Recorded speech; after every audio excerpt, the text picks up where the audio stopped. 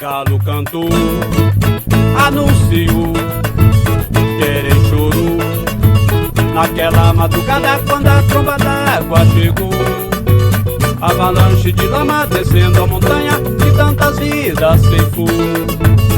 As margens do rio tudo que tinha levou, não avisou, pegou de surpresa o povo trabalhador. Criações, plantações, o que encontrou arrasou. Onde passou, só lama e pedra deixou. Alguém lembrou da canção que ouvira e se emocionou. Tanta lama nas ruas, um dia o poeta profetizou. Ó Senhor, estendei suas mãos sobre o morro do café torrado.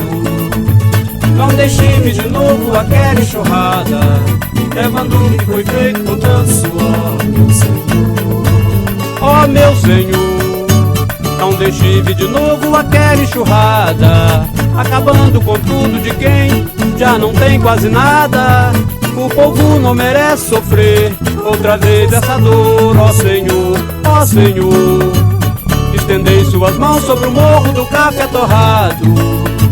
Não deixe vir de novo aquela enxurrada, levando o que foi feito com tanto suor, meu Senhor.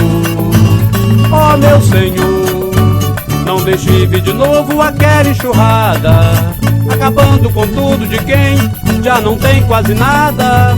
O povo não merece sofrer outra vez essa dor, ó Senhor.